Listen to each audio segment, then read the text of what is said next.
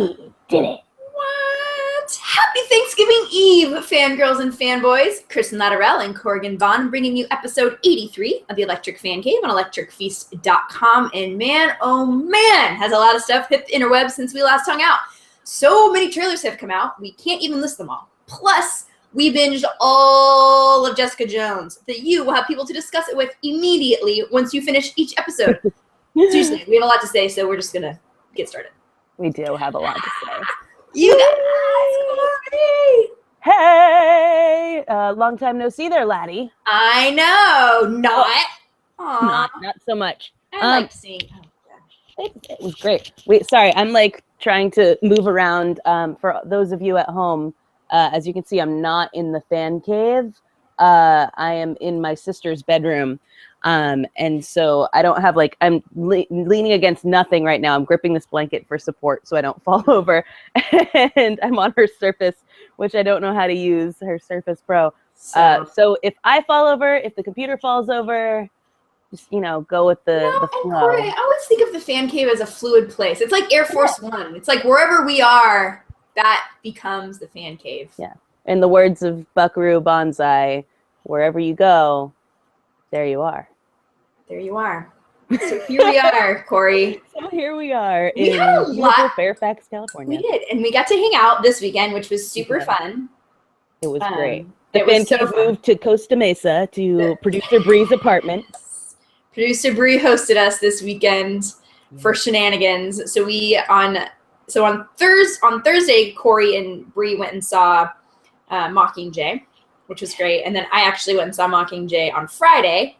And I went and saw it at Big Newport, which has the reclining seats, which is so spoiled. It just spoils you because we showed up. It was the first day the movie opens. We showed up 5 minutes before it started. Waltzed right in, sat in our. You know what I mean? It's and then the seats are magnificent and they recline and there's all this foot room and it's gosh, why would I ever go back to a regular movie theater? Yeah, and that sounds glorious because I imagine also since people spend a little more money to go to something like that they're not as annoying as they are at every other movie theater. Because Brandon and I went, and this is the other thing. So now, we went to an 8 p.m. showing of it, which is now normal that on the Thursday night something comes out, they show it at 8 p.m. And so Bree and I go to the 8 p.m. screening of this movie. First showing, and these aren't events anymore. It's just kind of a thing people go to, oh yeah, Mockingjay comes out today, I'm into it. So it's there's no line. You don't get to talk to people about how excited you are to go see it. Nobody's in costume, and we show up 45 minutes early, and the theater is practically empty. There's nobody in there. And so we we get a great seat, which is awesome, but still it's missing part of the event here. Yeah. And so we go in and the movie starts and the guy, so it's the stadium kind of seating, so yeah. your head is at foot level with the person behind you. Mm-hmm. And the guy behind us just taps his feet. And especially when it gets quiet and tense, all of a sudden it's just and I'm one of those people who the smallest thing distracts me. Well, especially in a movie theater, that's a struggle. Yeah. So everything distracts me. And this was I'm just looking at Bree and you do that exaggerated look back, because you're hoping that you're not going to have to say something and they're just going to be oh, that person is really annoyed with me. I should stop doing that thing I'm doing. Yeah. And he didn't get the hint, but I couldn't tell exactly who it was. So I couldn't tell anyone. Then 40 minutes into the movie, Brienne turns around and she's could you not? And thank you so much. So we finally got to watch in peace with that, except right after that guy stops tapping, right in front of us, this guy starts pulling out his cell phone and just scrolling through things. And I'm do you have somewhere to be, bro? What? Why do you have your cell phone out in a movie? And here's my thing too. Every time you go to a movie and someone does that, the person never has a smartphone. They have some sort of 2002 Nokia You know, they're like scrolling through and you're like, you can't even see anything on this. Like, are you just running through your contacts? What is going on? Well, if they have that kind of phone, they're clearly either a spy or some kind of gangster. And so they probably were waiting for a dead drop in the middle of the theater. That's a really good point. So, you know, I guess that's fair. But that was like, that drove me crazy throughout Mockingjay. Otherwise, I absolutely loved that movie. It was good. It for me, it's always hard because it was not my favorite of the books, like either of them, you know? So I'm like, it was good. Don't get me wrong. There are some parts where I'm kind of like, okay, we get it, you know? But I think it was more, as I was thinking about it and like hearing everyone else be like, oh, I loved it so much. I'm like, I wonder if I was just kind of biased going in and being like, I really want to like love it because I'm like, it's my favorite book. So it clearly came to be my favorite movie, obviously, you know? But I do think, I mean, they did a good job with what they had, I thought, and PETA was so good and like heart-wrenching. And Jennifer Lawrence is just so good, you guys. Like, she is a magical unicorn. It just what is it? I don't know. She's just, you know, there's all this hype I think around her, and people think she's so funny, and she is. Obviously, we love her, but sometimes I feel like that gets lost. Her acting gets lost. She's actually a very good actress. Like, you know, she just is, like, she's talented, and so there was a couple of just a couple of scenes where she like dug deep and you're like, whoa. Yeah, like I wonder how far along that took her to recover after that, because like you know, like she went there you know.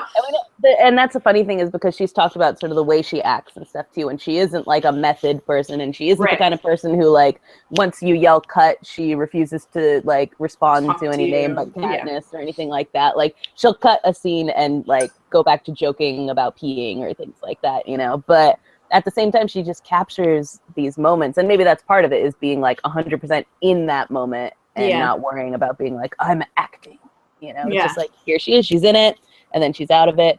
But it always frustrates me because, you know, she's so popular and people like love her on press tours and stuff, that of course then everyone has to be like, oh, she's overrated, she's not even that good, she doesn't deserve to win Oscars and stuff. I'm like, are you watching the same movies I am? Because what are you talking about? Yes, she does. She absolutely does. And it's even more magical that she manages to embody these characters when they're so not her, and she's just like this bubbly, you know, dorky, fun, ridiculous person. Yeah. So she was amazing. Everyone was amazing in it. And like you, Mockingjay is clearly not my favorite of the books. I mean, the original first Hunger Games is the best of the books, I would say.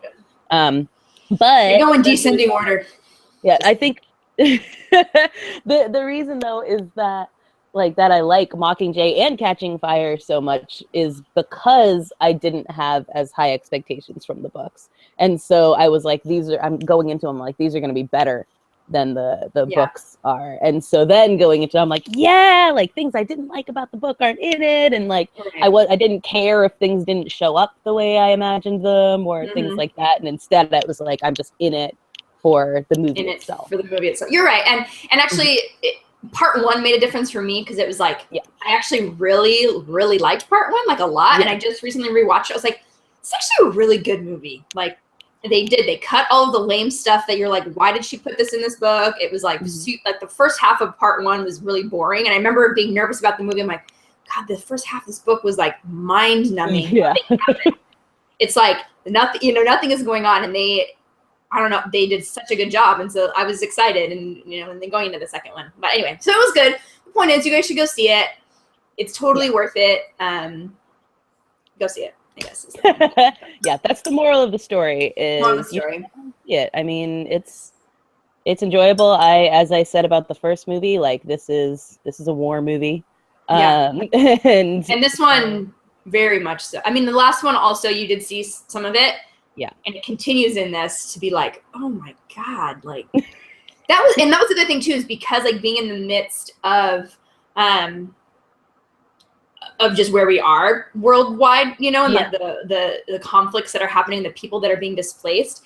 Yeah. It actually hit a little close to home in some of those. When I'm watching, I'm like, this like doesn't feel like a movie. Like, I feel like, you know, I don't know. It was weird to watch it knowing especially, you know, they had these people like walking and you're like, oh, they're walking, trying to get to somewhere safe. And yeah. and it's obviously very different, but it just harkens that it brings to mind what's going on. Yeah. It brings to mind what's going on. And so for me, it was even more of like a little like, oof, this feels a little like real, you know? Well, that's the crazy thing too, is the first part of Mockingjay came out like just as, I think it was Ferguson, the protests in Ferguson were happening, you know, and then the second part comes in just as we're, you know, dealing with the Syrian refugee crisis. And so these movies have just by happenstance come out, and maybe saying by happenstance is the wrong way to look at it, because really it's an eye on like what our world is constantly like. You know, but we're not seeing it until these big events happen, you know, that really starkly bring it to our attention. Like these Syrian refugees, I've been listening to NPR and them talking about this for ages, you know, but then the France thing happens and all of a sudden it's like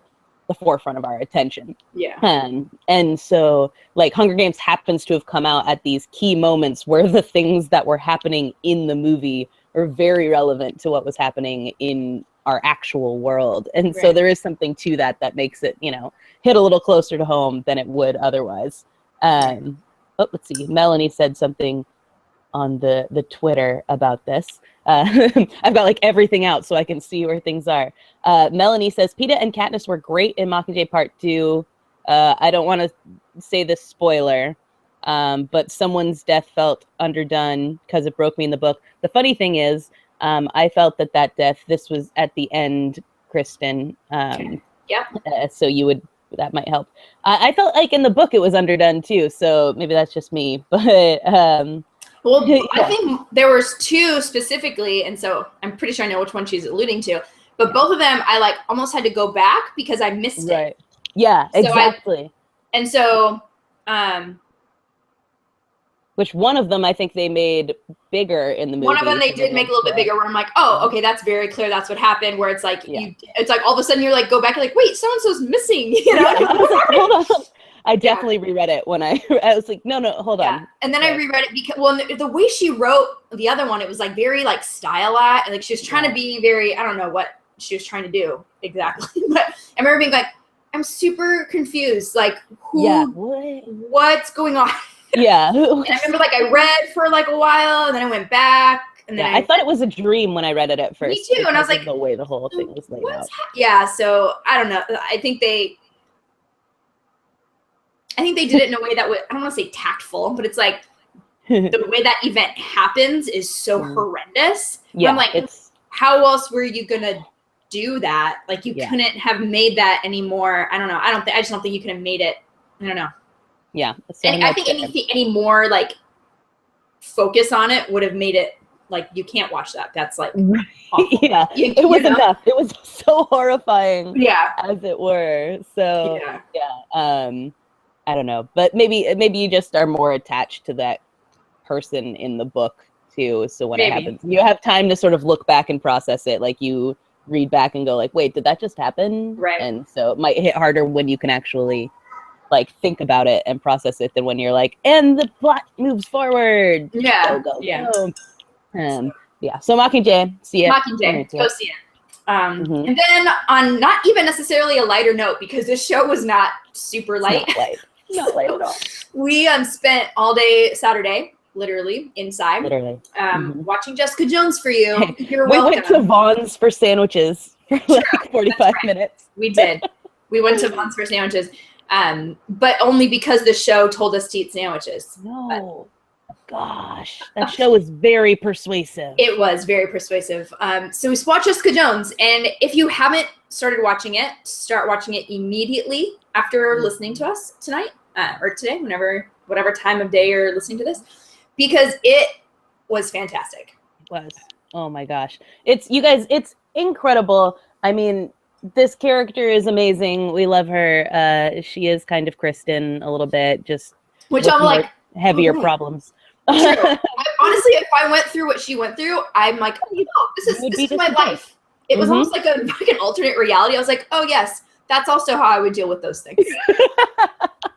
Exactly. So the character is great. All the characters, the cast is amazing. And you manage to get attached to people you don't think you would ever be attached to. And but on top of it, I think, I've been reading a little bit about the showrunner and stuff like that. And talking about sort of the purpose of this, and there's very much a reflection of like the way women are treated in society.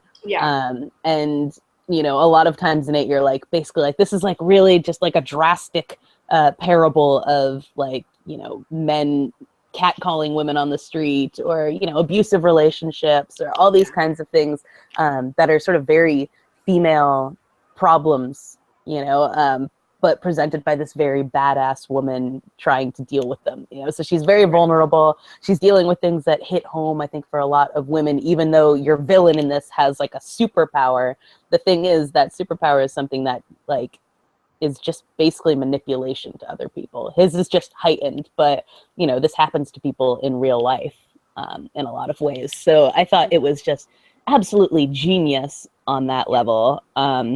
And Keo took some time-lapse footage of us watching it, and it's hilarious because there's so many moments of it where we're just like, no! Well, and plus I feel like he came at a point where it's like, because he came in towards the end when we were watching it anyway, so it's like the last like 3 episodes. He didn't get us to the end, and like that is where all of the, I mean, not that the first half, you know, half of it wasn't exciting, but it was like there was the majority of the jumping moments were happening kind of, so it's like not only that, like, but it's all like for the next, you know, however 4 hours, like yeah, it's pretty intense. I do not regret it. I thought it was amazing. No. Oh yeah, I loved it. I'm actually I've wanted to watch it again since then, and then I'm like, I have other things to do. But also, I kind of feel like it's one of those ones where there were funny parts, and that was great about it. It did have a lightness to it, especially in like her relationship with her friend, with Trish, who's plays the friend in it, which female friendship win. Right, because I'm like watching, I'm like, especially when it started, I'm like, oh great, this was gonna be obnoxious, especially like the way they were painting her, just those first couple episodes, I'm like, ugh. And then she ended up being so great, like so great, and I like, it just made my heart so happy to see the strong, just. I pointed out to Kristen like pretty soon after the beginning of it that what I liked was like they start off on a rocky foot, you know. Jessica has not been like, she's sort of ignored her best friend for the past 6 months, and her best friend is this rich former child star talk show host person. And so like when they first sort of come together, there's like this very tense moment between them, and you're like, oh, this is going to be like a thing where, you know, she has to hurt her to get rid of her because she doesn't want to put her in harm's way. And I hate that as like a plot device. I'm like, just tell the person for real. And if they choose to side with you, then that's on them, you know? But so in this, that's not how it plays out. Like when like Jessica does basically tell her like, yeah, I don't want you hurt, so get out of my life. And Trish is like, no. And then it's like, okay, so I guess we should just like hang out then. And they like become amazing friends again. And Trish is like super badass without having superpowers, you know, and they end up just being these great friends that are so fun to watch. Like both when they're fighting against, you know, evil, and when they're just like hanging out and like, you know, shooting the breeze about life and work and things like that. And I like that in this show, like your characters do still live life. So at one point, like Trish goes back to work, and you're like, oh yeah, like I guess you have to do that. Like, you can't miss a show, you know. You're like, it's true. I did like that too. I'm like, oh good, like they've taken time to pee and do these things, you know. We always joke about that. Exactly.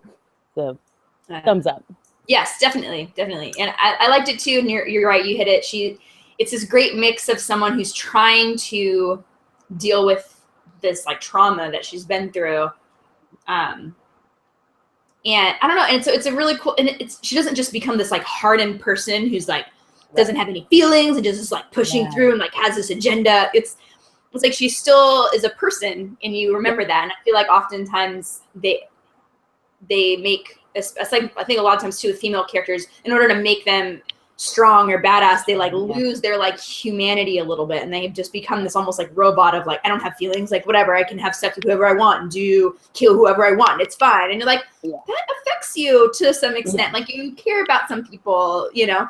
Right. And you see that happen to her as the show progresses, and she doesn't just check her feelings at the door, and she sometimes deals with them in a good, healthy way, and sometimes she doesn't, and that's how we all do that, you know. So that's what I appreciated about it as well, is it didn't try to make her, I don't know, it was like, it was weird because it's like, technically this is a comic book, and technically, yes, she was a superhero at one point, kind of, but also not. Like, as you're watching it, right. I think we even tweeted about it, joking them, like, there's not enough ass kicking in this show. Like, there's not enough, like, her, like, you know, because I'm so used to Marvel shows where they're constantly destroying buildings, or and she barely uses her superpower, really. I mean, she breaks locks with it occasionally, and that's essentially what she uses it for, is to break into things, which is also hilarious. So I don't know. So I just jump. Yes, just a different pace. It was differently paced. She just breaks locks. Yeah. So So anyway, so we give it 2 thumbs up. We definitely think you guys should watch it soon, you know. And and that's what's been really fun about it too, is I've read everything that's come out about it, people's articles and reviews, and it's just been really great to see such a positive reaction to her character and the show itself, which was awesome. So that's been fun. Agreed. And also this weekend, as we've been discussing, The Man in the High Castle came out. I don't think either of us binge watched all of it, because one show binge watches a lot. Yeah, it is. I've watched half. So sorry, I was reading Melanie's tweet. She said, "Okay, fair. I was very attached to that particular character." Well played. So Man in the High Castle, I think I watched 3 or 4 of them. And that was, I mean, it's intense. And I like that you tweeted something along the lines of, like, it's worth it even for the opening credits with Edelweiss. Oh my gosh, it's so good. The opening credits, I was like, well, I don't know what it is with me and credits on shows. When we watched it on the Roku or whatever, the Roku at Bree's house, it would skip the credits, so we only got to watch the credits that first time, which was funny because that was like almost my favorite part of Daredevil. I'm like, oh wait, the credits. Sorry, just hold on. I gotta watch these credits, you know, even though I've seen them a million times. Yeah. But so the credits were great, and I like the characters in it. There's some people you're like, oh, I'm not sure about you, and and it's one of those ones where you're not sure who to like, because there's some guys where I'm like, oh, I like you, but you're kind of sort of. I feel like you're shady. Yeah, I feel like you're shady / you're kind of also sort of like a bad guy for choosing bad guys from this world that you've set up for us, and I'm not really like, you haven't really. The premise of it, if you guys don't know, is like this. There's this film that these people acquire, and you don't really see the whole thing. There's like snippets of it, so I haven't actually even gotten to see and it looks like to me footage that I've seen before of stuff from World War II. And so it's this weird newsreel, but you don't get to see the whole thing, and so it's all very mysterious. And and that footage shows the like Allies winning the war, essentially, which is not the reality that they live in. The reality that they live in is that the Japanese and the Germans have basically taken over everything. And so those are like the 2 powers controlling the United States. Which makes for, I mean, I texted Kristen because in like the first episode you meet this one Japanese character who is about the most adorable thing I have ever seen on a television show. And so you do have these, like, there's these characters that you're really into and you feel for. But it's very confusing, and like this mix of like historical revision and sci-fi, and you know, we have no idea what's going on really at this point, at least where I am in it. And so I'm enjoying it. I quite enjoy Man in the High Castle. Did you see the thing that they did with the subway in New York though? Ooh. No? Yes? The thing they did with the subway in New York? You would know if you had seen it. In New York, they recently changed it so you can advertise by, like, places can buy advertising on things other than the walls. So what they did was they took the seats in the train and they covered them with, like, World War II era German and Japanese flags. Exactly. Like, why would you do that? What were you thinking? Yeah, and I mean, it had like posters that said "Man in the High Castle" above it or whatever, but like the seats were covered in these symbols that have, you know, strong connotations to them, and people were understandably a little pissed. Obviously. About that. Yeah. I'm like, okay. Never mind. You know what? We're not even gonna go there. You know what? I'm not even gonna touch on that. Yeah, that was. We're not. I'm not. Yeah. You know, you think like people are paid to do this for a living and they don't foresee this. Or, I mean, but the thing is, maybe that was what worked. Like maybe the PR people were like, this is going to piss people off. And then they're going to be like, what even is this show? But they're not going to watch it if it pisses them off that much. I think you swing too far one way. It's like, it's one thing to catch someone's attention, but it's another thing to piss them off so royally. Or I think there is still there's people alive that still went there, or if even if it didn't necessarily go through it, had someone very close to them growing up who went through it. Exactly. And so it's not like this far removed thing necessarily. Mm-hmm. Yeah, that's what people were saying. They're like, you know, New York is like a hub of a lot of like Jewish immigrants and things like that's that. What I was thinking. Who would have been affected by it. Who would have been affected by it? And I'm like, what's wrong with you? Like, what? I don't know. And I think so often people are like, oh, it'll get a splash. I'm like, also, though, be a human about it. Yeah, right? People's feelings and how someone who went through a traumatic incident or lived with someone who went through a traumatic incident is going to see that.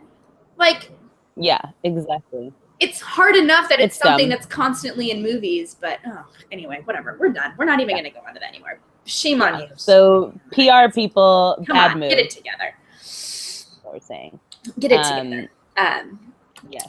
So shifting gears a little bit, you guys, so many trailers came out like last Tuesday night even. Yeah, it was insanity. It was like basically we hung up with you guys and trailers just unloaded on the internet. Right. So it's actually good we didn't record last night because I would have been super pissed this morning when I woke up and Captain America Civil War trailer had come out and we would have missed it. So we're going to talk about that one first. So that one allegedly it premiered on Jimmy Kimmel. I was just on Twitter and thought, finally, I feel like we've been waiting for so long, or maybe just me. Yeah. I know I'm like the only Captain America fan. It comes out, what is it, May? That it comes out? So it does, like, I mean, I guess that's still like 6 months away, but it feels like I'm like, why have we seen nothing? Yeah. Yes. What? Yeah. So it's exciting. So if you guys haven't watched it yet, we'll link to it, and you can probably find it anywhere. We already had posted it last night as well. And you just kind of get a glimpse into the movie. And so, I mean, the title kind of tells you what it's about. There's a rift between Captain America and Iron Man. And so they go at it. And the Winter Soldier is there, and Falcon. It's like kind of all the Avengers and fringe Avengers and people from other Marvel movies are going to kind of come in and start choosing sides, which will be super interesting. And the posters have come out, which are pretty cool. I've seen too. I like the one that says, the one that's like, divided we fall, it says, which I actually really liked that for some reason. I'm like, oh, that's like, that hits. And it's this great picture of them looking at each other, and I'm just excited. I loved Winter Soldier. It's still one of my top Marvel movies that I've seen. And so I'm excited, and I'm really excited because I think Falcon was so great in Winter Soldier, and he kind of wasn't in it. Like he came to be sort of more prominent, but I think in this one he's really going to it's going to like be his partner. Yeah. They're going to be partners this time for real, because he was kind of more partner with Black Widow in the last one. Yeah. So I think that'll be interesting. I'm pretty sure Ant-Man is supposed to be in it at some point for a little bit. That's right. I forgot about that. Yay! Yeah. So I'm excited to see who's going to show up. I think it was Matt actually had said like, his no status Spider-Man. Was like, no Spider-Man. I'm like, first of all, I highly doubt they're going to put Spider-Man in the trailer. That's going to be one that you're going to, he's going to be like an Easter egg somewhere or whatever. Right. Especially because we haven't seen any Spider-Man yet. Like the new Spider-Man. So you can't just throw him into the trailer and be like, surprise, here he is. Yeah, totally. It's going to, we have to actually like see some Spider-Man before we're going to see it in a trailer. But I'm excited. It looks cool. It looks. The thing I liked about Winter Soldier is that it was kind of almost like a spy-ish movie. They're kind of creeping around, even though there were these epic fight scenes, especially at the end.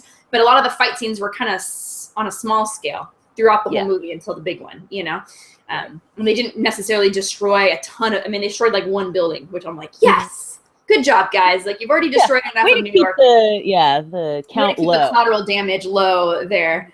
So I'm obviously excited about it. I'm a little worried about what it means for Chris Evans personally, but Personally? Well, there's all those things that Captain America dies at some point, and I think Falcon kind of takes over for him. So I'm like, right. I don't know if my heart can handle it, even though, don't get me wrong, Anthony Mackie is like up there in my list of people. He just seems like a really fun person. But at the same time, I just wouldn't, my heart will be sad if that is break. Yeah. I can't imagine they're doing that to us yet, but I don't know. Maybe. We'll see. He's been in a lot of Marvel movies. It's not like, anyway. He's the thing about Chris Evans, though, is that he loves doing the Marvel movies so much. It's like they're going to want to hold on to him because he's not trying to negotiate out. He's like, I will be in any one of them you're willing to put me in. I like doing this. And so, when you have one person who is like really like in it to kind of want to hold on to him, I imagine. Yeah, he is in it to win it. He's like, he will be playing Steve Rogers until he's 90 if he can help it. So, I have faith we have him around for at least a little bit longer. That's good. But I hope so. And especially because I really think at some point, because there's rumors that Drax is going to be in something. And I think it's the next Avengers or in Thor. Right? Okay. Sure. I didn't heard this, but I'll take your word for it. I heard that, and I don't even remember which movie it was, but there's a rumor, or not even a rumor, I think it was confirmed by someone that he's going to show up in something, and I think it might be Thor. Okay. But anyway. Okay. And I was like, that made me like so excited. I'm like, oh my God. Okay, can we just talk for a second? If freaking Peter Quill and Steve Rogers somehow end up in the same like battle somewhere, like oh my gosh. The fan cave explodes. That's it. There's going to be a crater. All the Chris's together. Thor, if Hemsworth, Pratt, and Evans all end up in the same, I don't even think that can happen, frankly. It can't. It's impossible. Yeah, it's impossible. But anyway, regardless, I'm excited about it. Excited to have more Black Widow. I love her. I think she's great. She's always been one of my favorite Avengers. Yeah. So I have my Black Widow bag here. Love her. Mm-hmm. I just love her. Yes. Love her. What else we got? And then the one that was really a bummer that came out right after we talked was Zoolander 2 trailer. The actual full-length trailer dropped. And it's everything you'd hoped it would be. It's so good. Like, I can't even. And Melanie says she saw the BuzzFeed story regarding the Subway advertising for Man in the High Castle. Also thought it was in poor taste. Yep. Yeah. But yeah, Zoolander 2. It's gonna be so good. You need to go to electricfeast.com to this blog and check out the link to this trailer because it's perfection. I mean, like when it comes to like, there's always with these guys who are trying to revisit their old properties, it makes me nervous because you can also end up with something like Dumb 2, the Dumb and Dumber movie, and be like, this is terrible and why are you doing this? But Zoolander 2 really seems to capture the magic of the old one while also acknowledging that it's not the old one. Right. and like, I guess here's the thing. On Dumb and Dumber, they tried to be like, well, what's funny is these characters have aged, but they're exactly the same, right? Nothing has changed about them. And with Zoolander 2, it's like these guys are like old and they're trying to deal with it. Like in the modeling world, they're old. Yeah. And so like they're still idiots, but they're like aware of like, oh crap, we've aged out. What are we gonna do? What do we do? And then you get like so then you've got another story of like, in the first one you have the whole killing the prime minister thing, and in this one you have another sort of weird, what do you even call that kind of genre of film? Like it's not a spy movie exactly. I don't even know what it is. It's because it's just like another ridiculous fashion murder mystery or something. I don't know. Yeah, fashion murder mystery. I like that. And we get Mugatu back. We do. Who looks brilliant. So genius. It just looks so genius. I feel like they're going to really be able to capture the old, like being able to reference some of those old jokes that you love, especially like that scene with Mugatu when he gets into the helicopter with Todd. And you're like, yep, and this relationship him with his coffee, and Todd's like, ah, yeah, and he has the same fate, you know what I mean? And it's like then the similar thing of where there's clearly all of these, all of the celebrities that aren't characters are going to be playing themselves. So the one with like Justin Bieber's like, oh fudge, and he's like running, and so it's that same thing where they've gotten these celebrities to be, or actors and people to be in it who are going to be themselves, but like ridiculous. And I'm pumped. I think it's going to be really fun. So And I really hope there's a Billy Zane cameo. Oh my gosh. There has to be. There's got to be a couple things they're going to keep. And then, there's always those cameos that you didn't. I mean, I don't even remember watching the trailer. I don't even think I saw Zoolander in the theaters. I think that was one of the ones I went to a friend's house and saw it. And right. Where was this movie? So I don't remember that, but I think it's going to be one of those ones where you think you know everyone who's in it, and then you're going to show up and be like, nope. Oh my God, David Bowie is doing this. Yeah. This walk-off. It's a walk-off. It's a walk-off. Oh, man. So good. So Zoolander 2, that Zoolander trailer. 2. If you like the first one, watch it. I think you're going to enjoy it. I think so, yeah. It's true to the original. The next sequel, or prequel, I guess it is, was right after we talked about the teaser for the Huntsman Winter's War. They came out with an actual full-length trailer for the Huntsman Winter's War. And it looks cool. Super. It just looks cool. Visually, I mean, just like with the other one, it's like... Yeah, that's what I feel like. Dude. I just have a feeling I'm going to like this one better. Yeah. Plot-wise, I just feel like I'm going to like it better. And people-wise. I'm like, Jessica Chastain, I'm already going to love it. Come on. And Emily Blunt. Okay. Emily Blunt for all the things. I absolutely love her. Me too. So. Yeah. My foot fell asleep. I just want to throw that out there. That's okay. I'm trying to fix Pins and needles. Pins and needles. Yeah, no, the trailer looks amazing, and Charlize is just like such a crazy supervillain, and so good. I like I like that you get a little bit of like also the humor that you get with anything Chris Hemsworth-ish.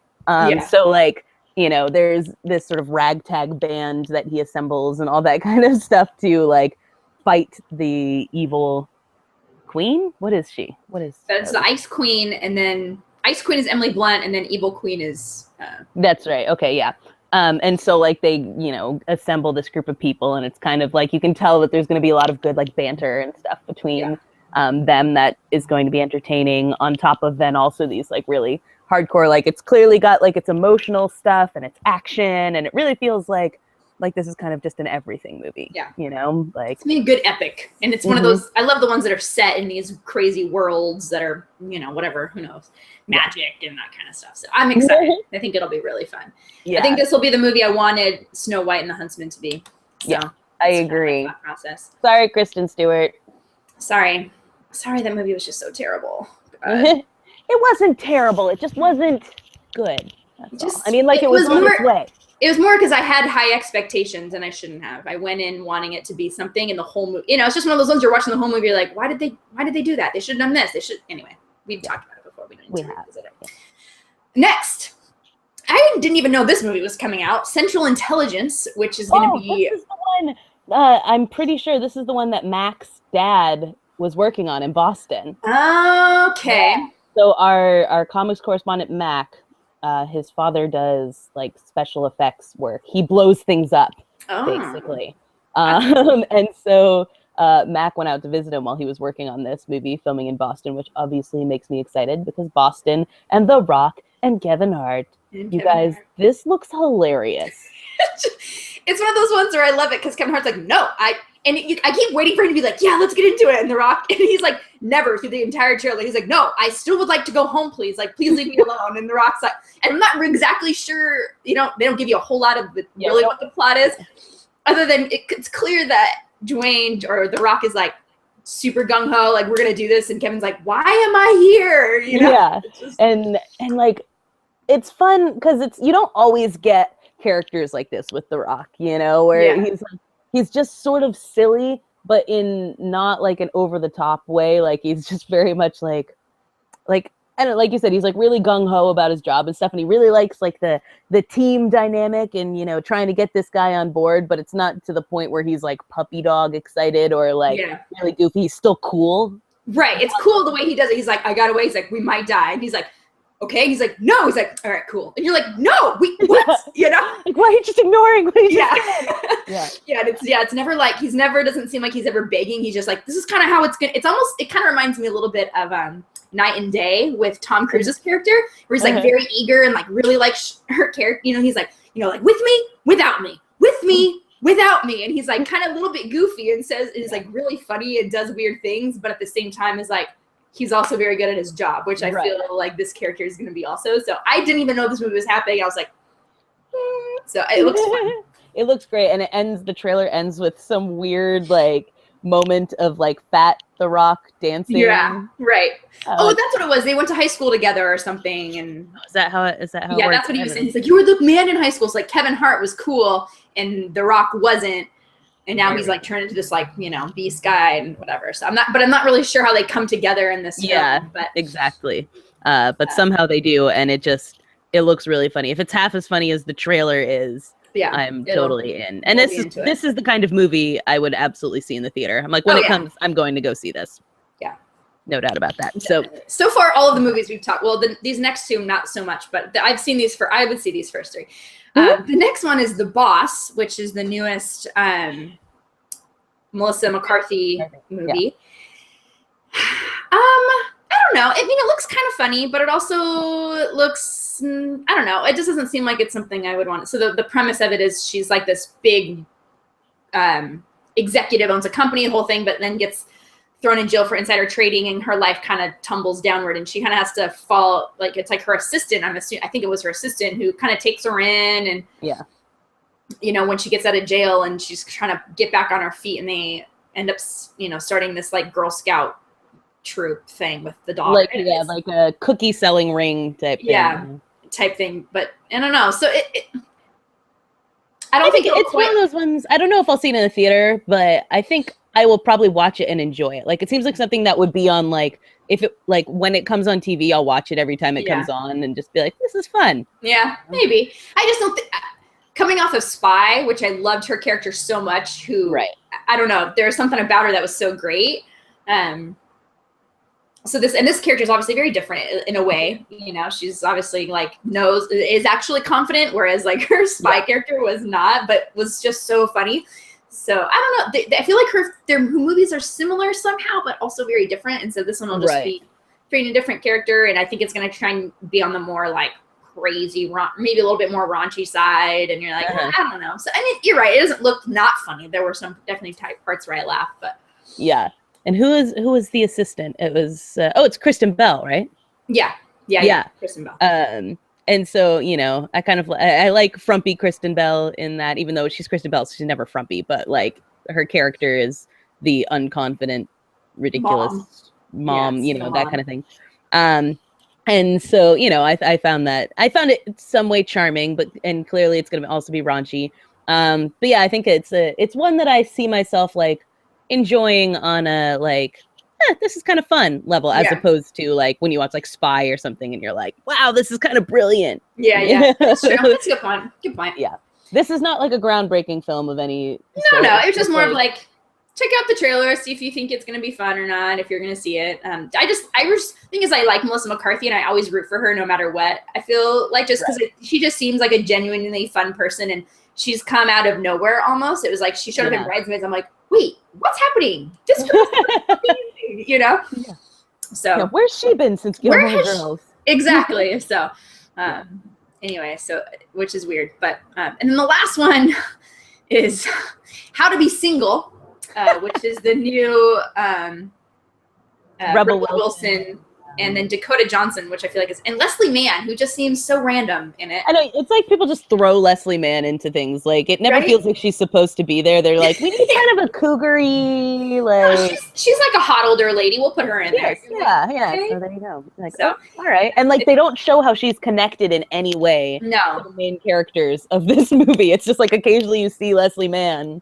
Yeah, but they're talking to her, so they must know her somehow. Yeah. So I don't know. So this one is weird. Apparently, it looks like Dakota Fanning is just broken up, and Rebel Wilson Dakota is like... Fanning. Sorry, you're right. Dakota Johnson. Dakota Johnson is recently broken up, and Rebel Wilson apparently is like her best friend, I guess. He's like, don't wallow. Like, she's like a crazy party girl, and is basically being Fat Amy, but in this movie instead, which is what I feel like. I'm a little bit worried about her. She's going to start just to be Fat Amy in everything that she does.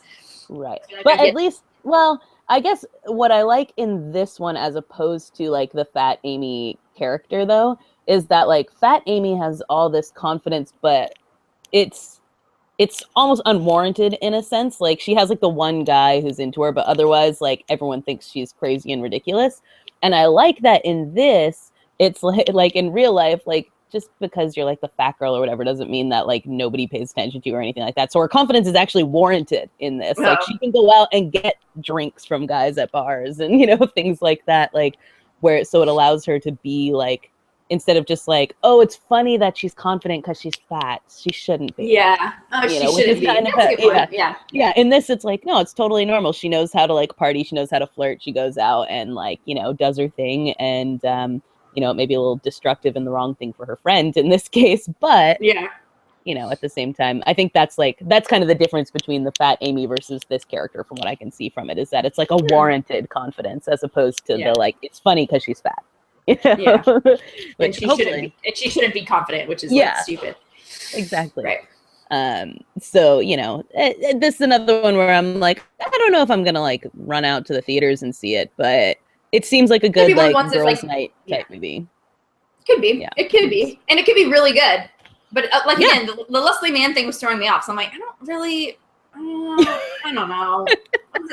Yeah, I don't know what to I haven't seen it. All I associate Dakota Johnson with is being in 50 Shades of Grey, and so I'm like, okay. Oh, you never watched Ben and Kate? She was actually great on that. Yeah, she was. I liked that show. It grew on me. The first like episode or so, I was like, "What the hell is happening here?" And then I kind of fell in love with it. So she was a lot of fun on that.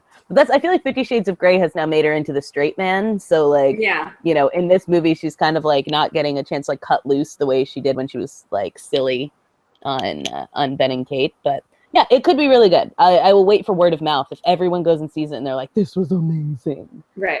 I'll see it. Otherwise, you know, I'll watch it at home. I'll watch it at home. Okay. And then TV also, some big things have come out right as we hung up with you. Of course, a trailer for Peggy Carter happened.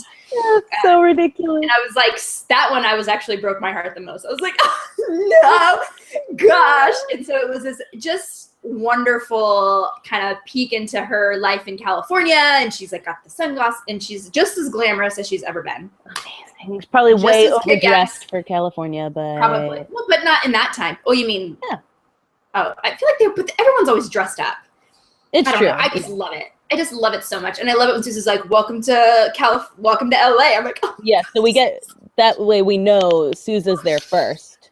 We know Sousa's there. And I kind of assume, I'm like, he has to have gotten promoted and he has to go, and he's the one that has to have gotten her there because she's like she was the behind the scenes hero of the last season. So yeah, exactly. I just like to point out that Melanie brought up one of my favorite like chick flicks on here. She said she loved Emily Blunt, and one of the things she said she loved her in was Jane Austen Book Club, which is in my, like, that's probably my favorite of the you know, how I hate Jane Austen books, but I love books about books about Jane Austen books. Movies about people who like Jane Austen, and Jane Austen Book Club is an amazing one. So good call on that. But yeah, the Agent Carter one, so Susan's out there, she comes out, she's glamorous, the music is amazing, all that upbeat jazz stuff. Love it. It looks so pretty and I can't wait. I know. And Jarvis goes with her, and I know Dominic, or not Dom, well, his name's Dominic Cooper, obviously, but Howard Stark is there at some point for something, and she meets some kind of, looks like this handsome, I think he's a doctor, maybe? I don't know. It's a quick commercial. It's hard to tell. It's hard to tell exactly what's going on, which is fine. I don't mind not really having an entire, I'm just excited. I cannot wait. Yeah, this was a happy 30 seconds for us watching this. I did watch it multiple times. So. Oh yeah, no, absolutely. Definitely repeatedly. And we're excited about this coming back. So only a few more weeks until we get to that as well. January that comes out, which will be exciting. And then CW made some announcements of its own. They've got a bunch of January premieres happening, but they recently just released their big trailer for their kind of Flash and Arrow spinoff, which I think is ambitious, called Legends of Tomorrow, which brings together characters that they've set up in both shows kind of coming together. So the Prison Break guys, are they both in Arrow and No, Flash? The Prison Break I actually haven't watched Arrow for quite some time, so but they've originated in Flash, so I don't know if they've shown up in Arrow at all. I don't think they have. They originated in Flash. It was funny that both Okay. Right? Did I lose you? Yeah. Okay, there we go. Nope, you're there. Good. Yes. Yeah. So they showed up there. So they were in Flash. Firestorm, who's like, so Papa Bristow was also in Flash. Okay. Him and his counterpart for Firestorm. They're just now, I don't want to give up, I guess I shouldn't give up that much more. Well, it doesn't really give up anything. Because if you're going to watch those up tomorrow and you watch one episode of Flash, you see Hawk woman, Hawk girl, whatever. Hawk girl, yeah. Yeah. Which I don't know why she has to be a girl. She's clearly not a girl, but she's a woman. But that's comics. Comics. Anyway, so she like kind of just showed up in Flash, and so I'm assuming in the next couple of weeks they'll build her into her character, and then you've got Adam from Arrow, and you've got the Canary from Arrow. So it's just all of these characters coming together, and it's funny because obviously the guys from Captain Cold and Heatwave from Flash are bad guys. They're like total robbers and awful. Yeah. Not awful, but they're thieves essentially. And they don't usually kill people. They're not like bad thieves. They're just like, had a bad childhood. Thieves. Right. So yeah, I think it looks fun. I'm kind of excited. I think there's a lot of people in it. It looks the headline I read for something was like it's Quantum Leap plus superheroes or Quantum Leap with superheroes or something because they time travel. It's like Quantum Leap? Yes, of course I'm watching this. I'm in. Yeah, because you get the end of it like Dominic Purcell being like, I love the 70s, Yeah. Thank you. And so it looks fun. I like the cast. Is Rory from Doctor Who in other Arrow Flash things too? Or is he just in this? Who is Rory from Doctor Who? The British guy. Oh, Rip Hunter? Who's like kind of heading up with the time machine. I have not seen him in. He hasn't been in Flash. I don't know if he's shown up in Arrow. Like I said, I'm behind on that, so I don't know. Okay. I don't think. Yeah.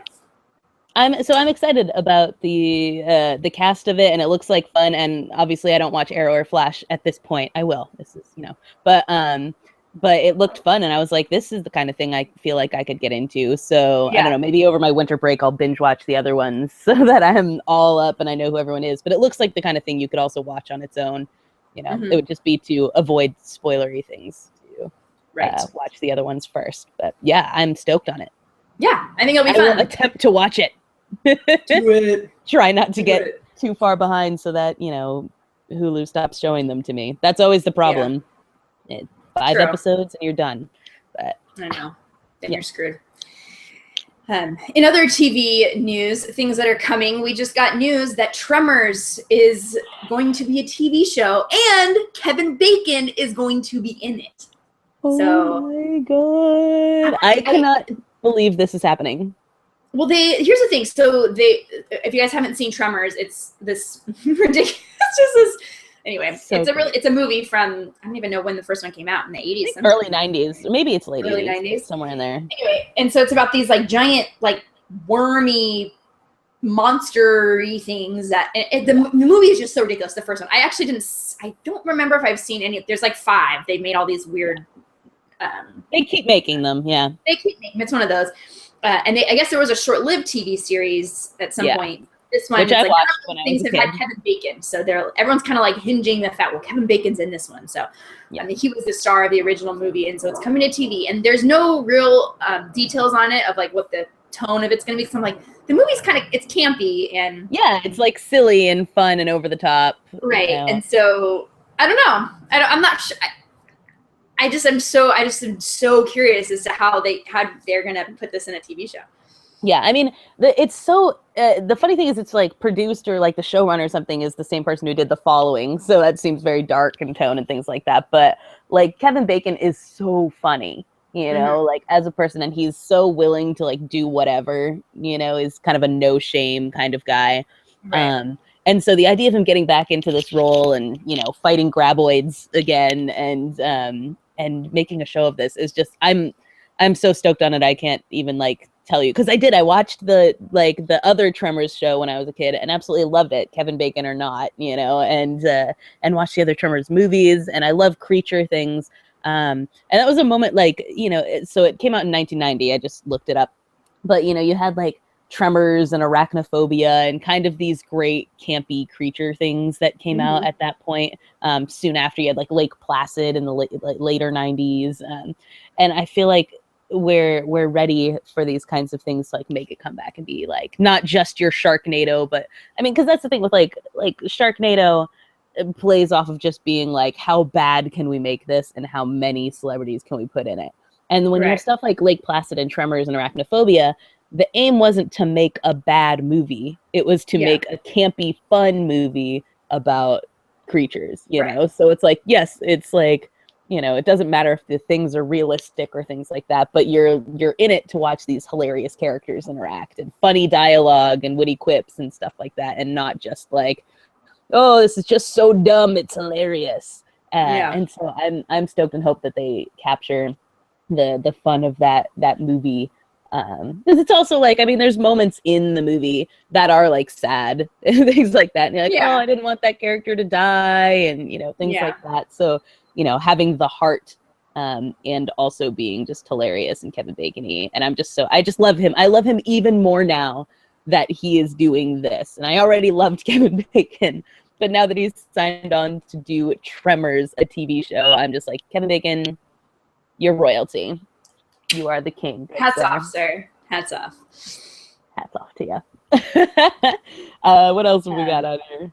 And then, so some weird news hit Corey, you actually had posted about this. So someone wrote this article about the guy that did the Hey Arnold voice, and he grew up to be a man, and people are very freaking out about it. Yeah. He's got, you guys, he has, and I'm sorry, I know this is a thing, like it's very popular. I don't get it. He has like the giant hipster beard, you know, and he dresses like a hipster bartender, you know, and like he has pretty eyes. I will grant you, he has pretty eyes. I don't know what's going on under this nest though, and it grosses me out. And everyone's like, he's so hot. He became so hot, and I'm like, did he? You don't really know that. Yeah, I don't know how you can like discern that he's hot when you can't see most of his face here. And listen, I love Hey Arnold, so you know, I'm not dissing on the guy. Good for him for growing up and finding his niche or whatever, but it's just like people were like freaking out over it. And I guess it's the hipster beards and the man buns just signal uncleanliness to me. And I just like uncleanliness and douchery. Like you think you're super hot if you have those things. Was it Jordan that had said like, oh, these are the kinds of people our kids are going to make fun of us for thinking are hot or something? Yeah, exactly. Like, he's like, this is the hot our kids will make fun of us for. And I was like, yeah, it absolutely is. And then like another friend, Tim, said something about, you know, this, like he wanted to write an Onion article about giving women sonograms of their husband's faces or their fiance's faces before they get married, so they can see what they'll look like when the beard becomes the mullet. Right. Yeah. And, like, what will their faces look like when they take all of this hair off of it? Yeah. So it's just, Hey Arnold, he has a lot of hair. Yeah. In his facial region. And his head. His hair's like long. It's not like the cheap man bun where it's like it barely kind of goes back and they've just grown it out enough to be able to put it in a bun. It's like you can French braid this guy's hair. Yeah, it's pretty resplendent. And if I recall from when we were kids, I think he had long hair then too.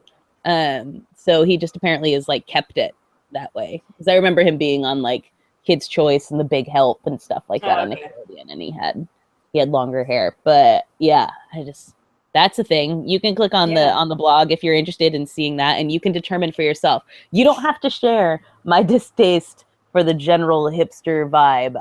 Just hairy. It's just so much hair. You don't need that much hair. I don't know. It's troubling. It's troubling. It's troubling. And then I just wanted to point this out because I missed this somehow. So I don't know if you guys, I mean, I knew this show was happening. So they're doing a live broadcast like they've done in years past in December of The Wiz. Yes. And they're doing a reboot of it, and it's going to be this live show. But Elijah Kelly is going to be in it. And I don't know if you guys know this, and Corey, I mean, maybe you don't know this about us, but we love Hairspray. Love. Like, love it. He's like one of the best parts of that movie. Yeah. And so I was actually just scrolling through, and so sometimes Instagram, you know, they do the ads now, which are, I used to think were annoying, but actually there's some of them where I'm like, oh, Yeah, I was like, oh, it's great. the Wiz cast. I'm like, wait, that looks like, oh my God. So then I go back and look, and he's going to be the Scarecrow, and I'm all of a sudden like all about watching the Wiz now. Yes. Which is like amazing. So yeah, I didn't realize that. I think he'll be a great Scarecrow, and we've had a dearth of Elijah Kelly the past few years. I totally even forgot about him. And everything. He hasn't been in anything. Yeah. I don't even know where he's been. So this is like an epic comeback, and I'm so excited about it. Maybe he does Broadway or something. Maybe that's why we don't like. Yes, because that fool is just pretty and can sing and can dance, and I love him. I love him. I love him. Yeah, and I just wanted to share that with you guys. So I'm glad you did share it. You know, it's funny, like the last two of these things that they did, I was like, this is the dumbest, and I hate watched them, you know, like the Sound of Music and Peter Pan. But The Wiz, I'm like actually weirdly excited about. Like, and I think it's the casting for one, you know. And I think I'd sent you the picture. Well, I'd sent you an article that had, I don't even know what, I'd sent you the article for another reason, but they had also, it was like one of those Nerdist roundups where they give you, you know, a bunch of different news. And one of them was, it included pictures of I don't even remember who it was. Yeah. A couple of the cast members from The Wiz and in costume.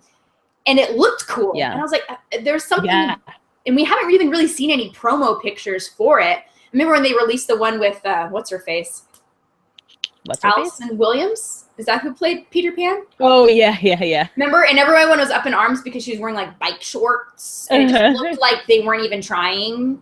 Yeah. Where I'm like, they look like they're trying with this. Like, yeah, like I think I said to you, I was like, that they look very like Capital-esque from. Totally.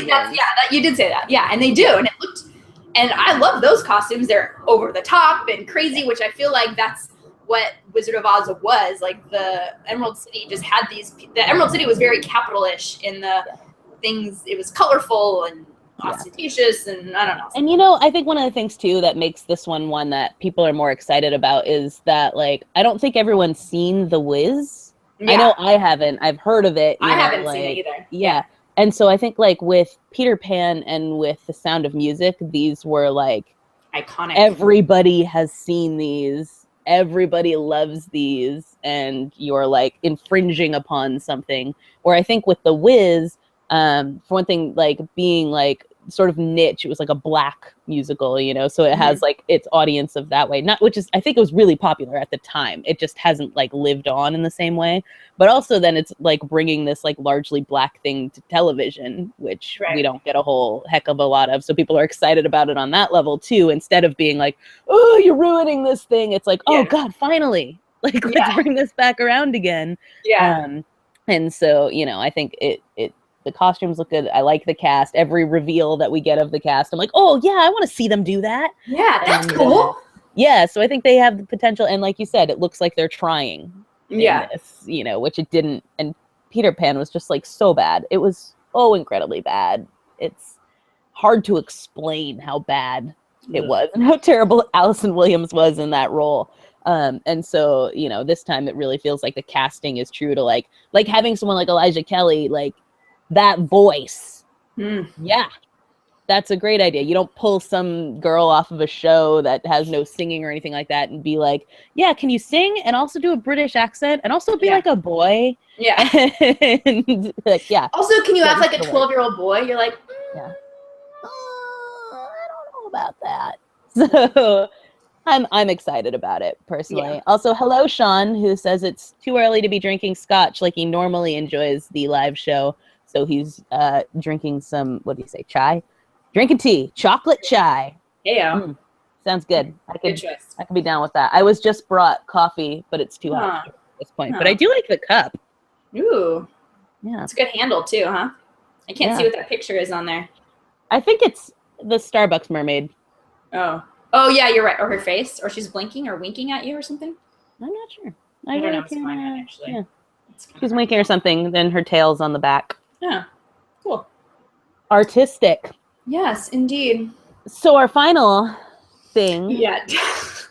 So our final thing is a little bit of a Jennifer Lawrence nugget. So we obviously talked about how gold she is on press tours, and she was on Jimmy Fallon, and she always does. I mean, you would think she even said, she's like, people think they've seen my most embarrassing moments, and you would think tripping on the stairs to get your Oscar, or any of this myriad of the time where her dress like came apart at the Golden Globes or whatever that was, Screen Actors Guild. It's like you'd think she would have seen her most embarrassing moment. She's like, but she actually has these two where she's like, I'm going to share these now because her comment was that the statute of limitations of humiliation is up apparently. So she shares these two stories with Jimmy Fallon that are genius, like and just mortifying, absolutely mortifying. The first one I really cringed a lot at it because I'm thinking like my heart hurt for her.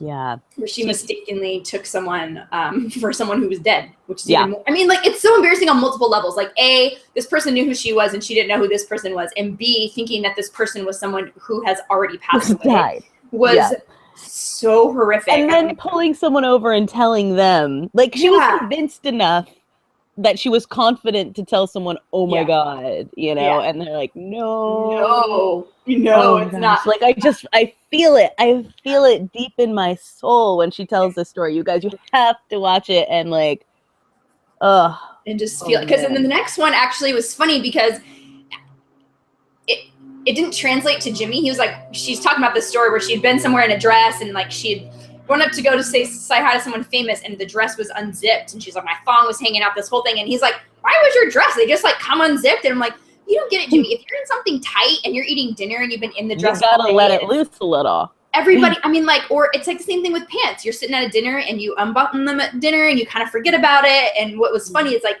if it was kind of a foreshadow when she's like, I realized I didn't have shoes on. I'm like, you also take those heels off under the table. Yeah, she was done for the night.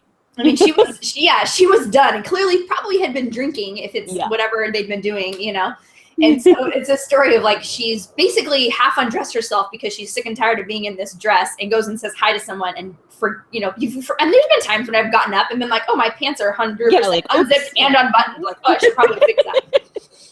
And so it was such a real, for being like a woman, I'm like, oh, I've been there where you read something uncomfortable, and it was. And how she describes it too, she's like, and he's like, why did it come on? And she's like, well, it's probably making room for my gut, and just forgot.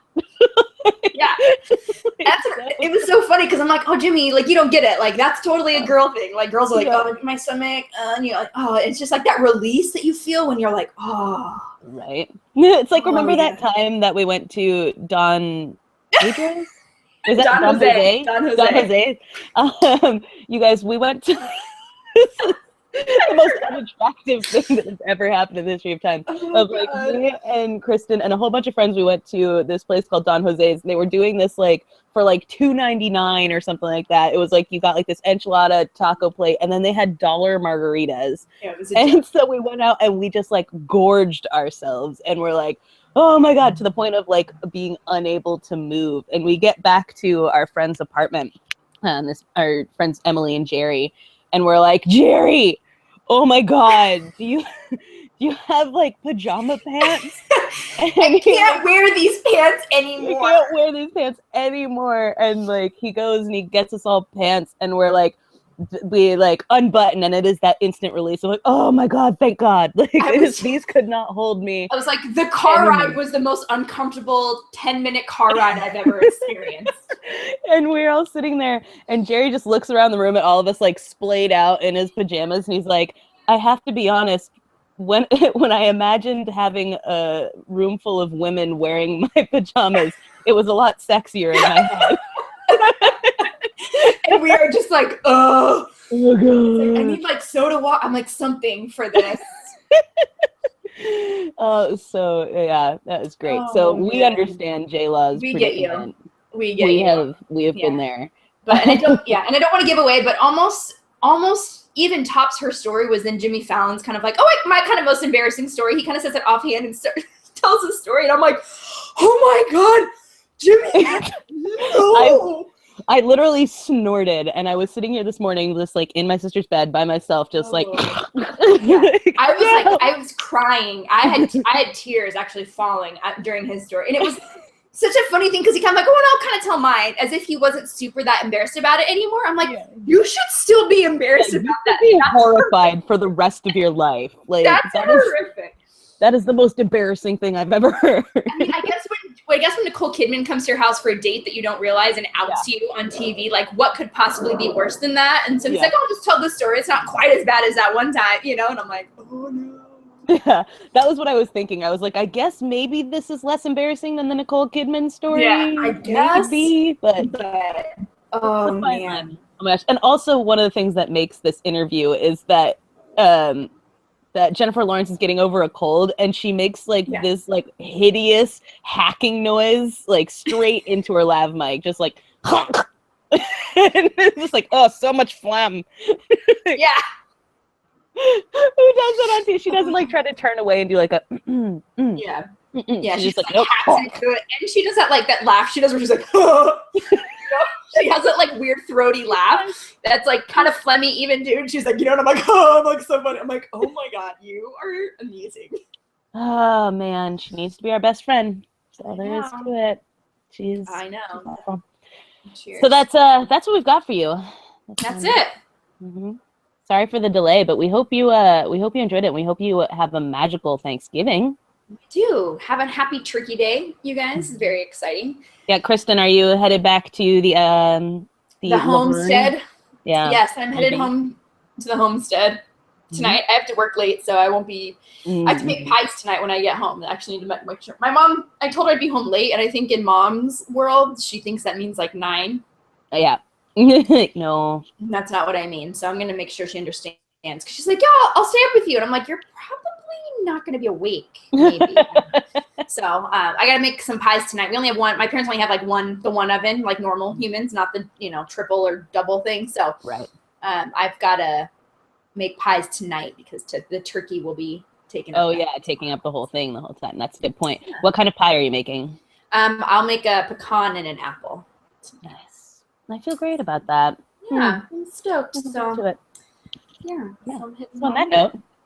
Hey. On that note, guys, thanks for joining us. As always, you can find us in a myriad of places, on YouTube, on Stitcher, on SoundCloud. Subscribe and rate and review us, please. On iTunes would be rad if you'd feel so inclined. Share us with your friends. The only way people can know who we are is if you spread the love. So go ahead and do that and let them know how amazing and hilarious and wonderful we are. So charming. So charming. It's amazing. So, and then that's it. And then we will be back next week to chat about more things. There'll probably be 8 trailers that are released the second we hang up with you. So who knows? But yeah, and then make sure you watch Jessica Jones is basically what we're telling you to do. You've got a weekend. I'm sure you've got 4 days off of work. Use them wisely. When you're trying to avoid your family, and you've listened to Hello enough where it's not no longer. Did you watch that SNL skit, by the way? I haven't watched it yet, but I've seen it everywhere. Yeah, it's one of the most genius things. Also, we should just touch real quick on the fact that Adele is also one of the most charming humans in the world.